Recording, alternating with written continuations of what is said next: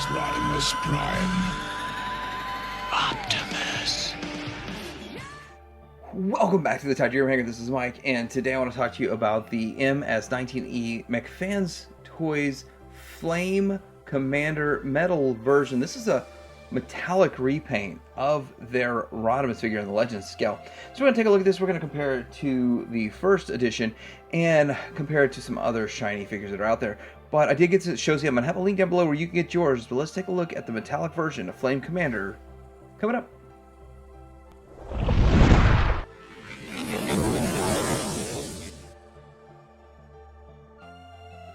Here's the box, the packaging. Didn't dig out the original box. That might be a lot of work, but this does actually show updated pictures of the product on it, which is great. So it's pretty much the same box with pictures of the actual product. Looks good, gets the job done. There's the box.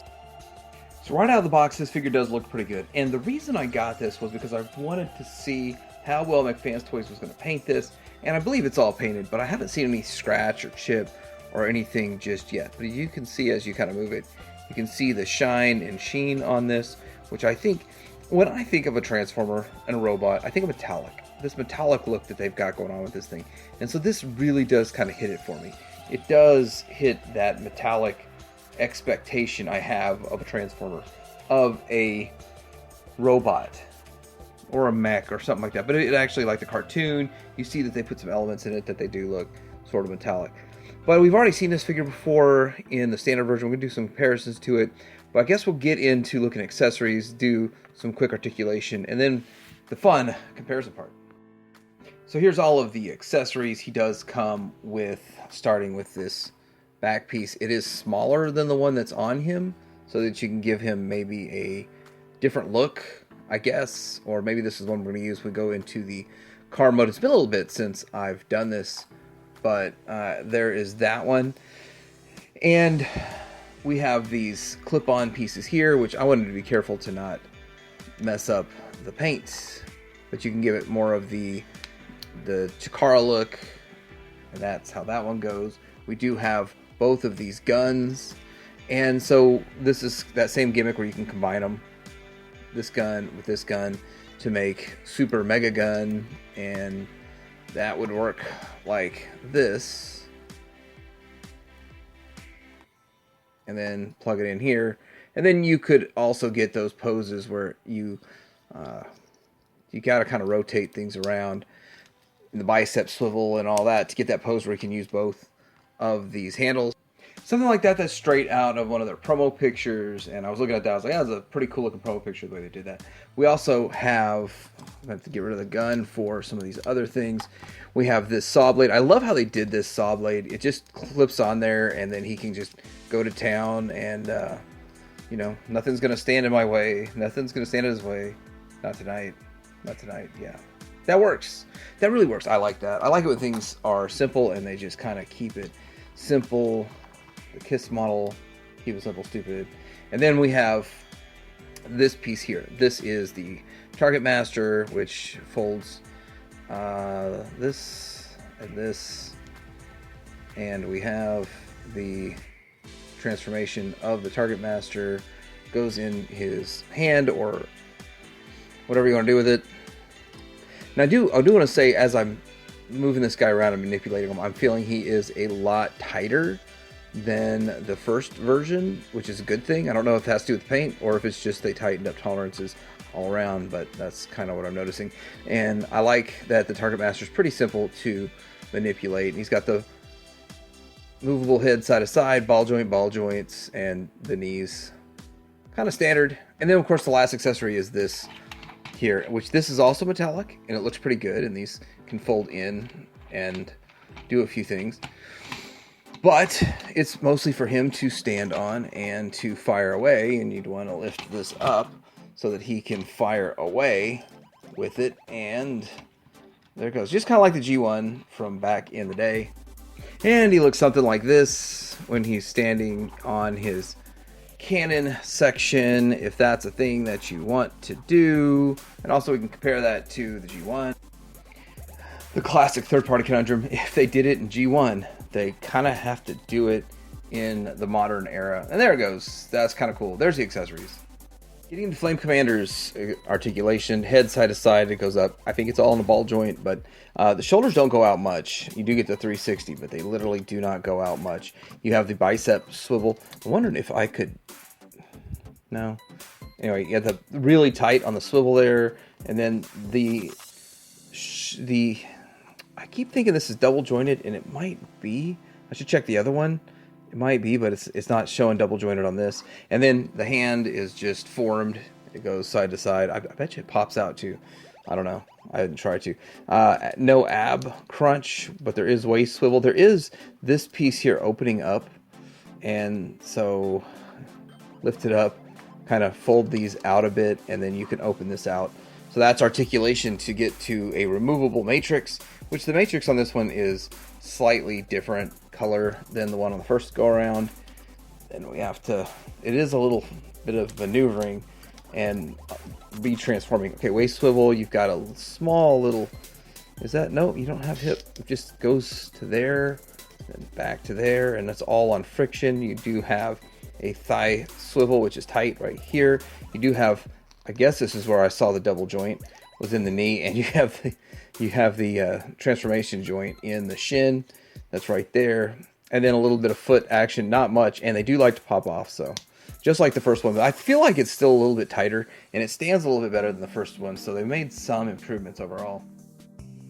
All right, so for comparison, oddly enough, I can't seem to get the face to focus on the shinier one, but there he is next to the original version. I want to point out that this is harder to make him stand up than this guy here, and I should take the lower pieces off. So with the new metallic one, they've done some, see, it keeps falling backwards. There's always been a problem with this figure, is that he just can't, the way the knees are, I thought it was the knees, it might just be the feet. But whatever they did, this one stands better. I have less of an issue. It's still a very slight issue, but less of an issue with this go around. As you can see, it is much shinier. It's got a much shinier metallic, but this does look more like the cartoon. But this one here, it's much darker. And I really wasn't expecting it to be quite as dark as it is, but I do think it looks nice. It is quite striking to see this metallic on the shelf. Well, let's compare it to see kind of what Magic Square's done and kind of what New Age has done when it comes to paint. So here's next to Optimus Prime, the first Optimus Prime 1.0 from Magic Square for Legends, but with the metallic paint job, with a really good metallic paint job. This is probably the best painted Magic Square figure I've ever seen, and I think that this one is really close to this. Maybe closer to this one over here. Now this one here, it has either paint on it or it's just a shiny metallic, but it does look really good, and this is my favorite version of the Megatron that Magic Square's made. So this fits in with them very well. These are the two New Age figures that I think are painted the best looking paint jobs, and as you can see, they look good. I think this one has similar on the same level of paint. In fact, just looking at it without them side by side, I thought this wasn't quite as shiny as New Age stuff, but side by side, it is on par with what New Age does. Great job, MechFansToys, on the paint application. And in comparison to a G1, let's move them back so they can kind of be in frame together, I guess. But yeah, I had this as a kid, and I thought it was a sucky figure, but I liked how tall he was, so that worked.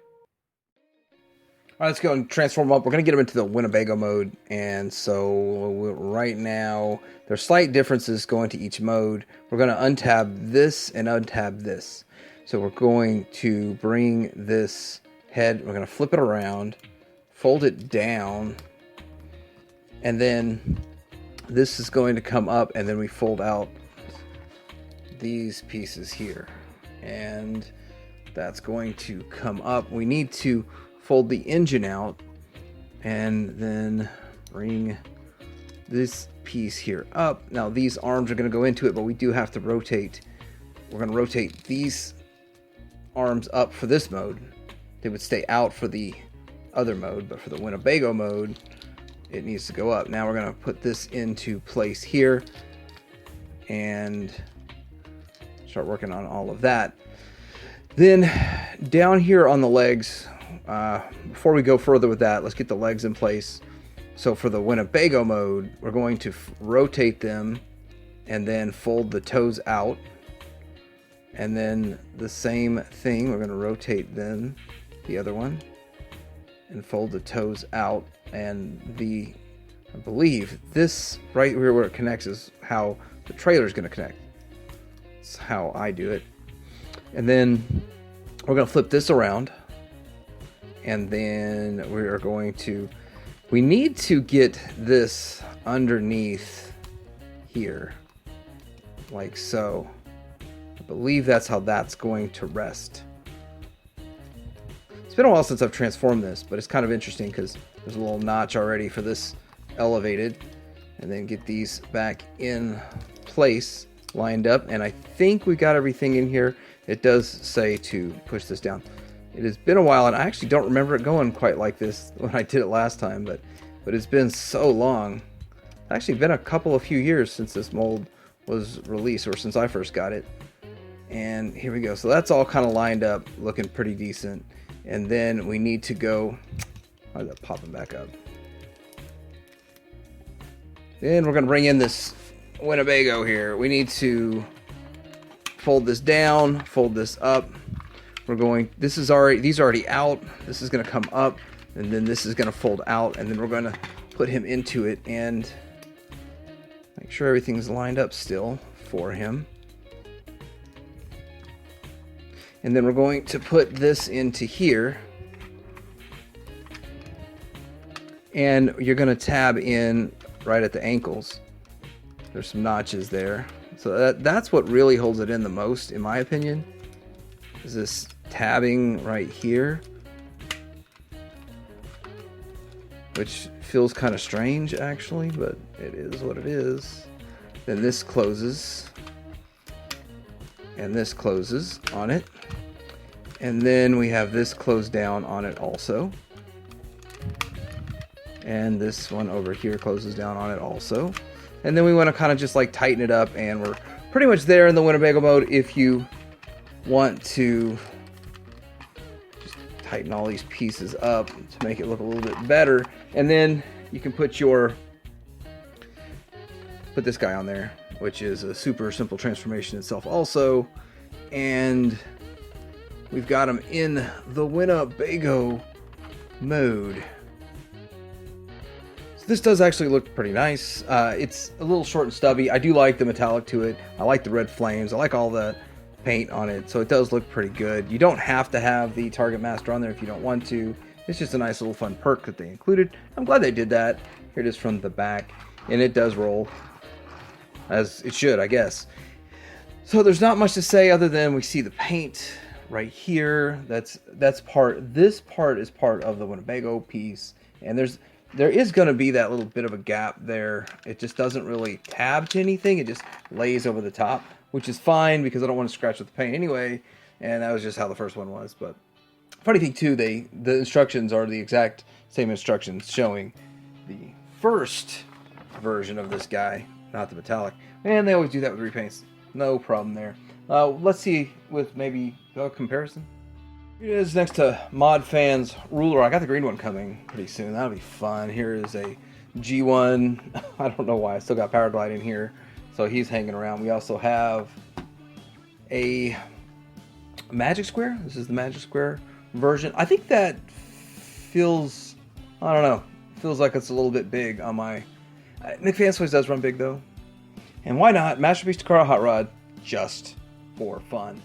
Now we got to get to hot rod mode, so we can start with untabbing these to get the Winnebago out of the way, untabbing these, and then that just untabbed itself, so that slides out. Just set that camper off to the side. We're not going to be doing any lake parties anytime soon with all of this.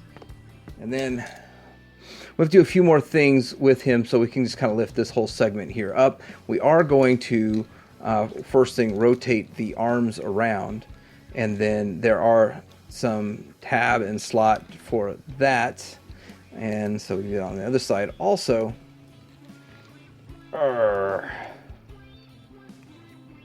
And then the biggest difference is, of course, the legs.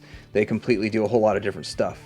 So I'm going to slide that out, fold these out here, and then this is going to come out and around. We're going to rotate the leg, and I'm going to go ahead and get this hand. Well, it's going to encapsulate the hand too, like this. We do need to move this out of the way while we're doing the whole leg piece. And then this wheel is just going to kind of go all the way up until it kind of stops going. And there is one side, and then we can fold this back into place, and then we can do the same thing. This tab goes into the knee for stability, and we do the same thing on the other side. So we're going to rotate this to the outside, and then we're going to open this up, pull this tab out, and then do the whole knee rotation. Rotate this out of the way so it can encapsulate the hand like it's doing. Fold the wheel up as far as it goes. All right, let's get this positioned. It just kind of has to snap into place there. Then we fold this out, and then these pieces need to come out, and we're going to fold this down and get these side pieces into place. Like so. And then that should be about it. I should be pretty much there. I think we got to tab these tabs into those notches, and that's pretty much it. And I'll probably do that off camera. Don't want to scratch too much paint, but yeah, that's pretty much there. All right, here's the hot rod alt mode, and I don't think it looks that bad. If you wanted to, for whatever reason, you could put this. I think this is probably better for bot mode than alt mode, but you could unscrew that piece and screw this one on. But yeah, it looks pretty good. You could get rid of the gaps a little more if you squeezed everything together a lot tighter, but I'm not really one. I feel like I know I've scratched paint in a few places on this. It's not really that big of a deal, but I don't want to make it a big deal. But overall, it does look pretty nice. I already have this mold, so it's not a surprise, but I do like it in this color. It looks pretty nice in this color overall. And windshield paint, and you get to actually see the spoiler now out of this one, and you actually get to see this version, this part of the exhaust, and you can see the lower legs kind of exposed out there. So it's not bad, not a bad mode at all. It gets the job done, and seeing as how, well, there's not really any other hot rods out there, this one does the job. It does the trick. I don't know. I wonder why Magic Square and New Age and them haven't tackled this character yet. And comparisons to, I guess, the same old stuff over and over and over. But this is the Takara hot rod, and I think Takara hot rod still is the best version of hot rod in alt mode anywhere. The Masterpiece Takara is the best alt mode version, not the best bot mode at all. I think this is still a better bot mode, but yeah, it gets the job done. Here is Magic Square's Arnod first version, not the metallic or whatever repaint that was. And then here is Powerglide, and we have this ruler of the sun.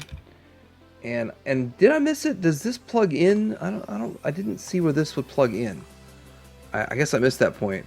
But anyway, there it goes. All right, well, this has been my look at the MechFansToys Flame Commander, the metallic repaint. And I have to say that I like the way it looks. It's got great paint. It improved from the first release to where it stands a little bit better. It's got some better joints, or however they did in the hips or in the feet. And overall, it doesn't look quite as tune accurate, but it gives me that metallic bot feel. Kind of when I think of a metal walking transformer, I think of something that has this level of shininess and this level of reflectiveness. I think they did a good job with it. But I did get this at Show Z store. It's around the $58, I think, range. You do get all this stuff with it, all these accessories, and you do get the trailer and all that. It's not a bad value for Legend Scale Rodimus. I don't know of any other Legend Scale Rodimuses out there that are anywhere near this good, and it's really cool to have MechFansToys making figures like this. But let me know what you think about this in the comments below. Like and subscribe, and Titanium Hanger out.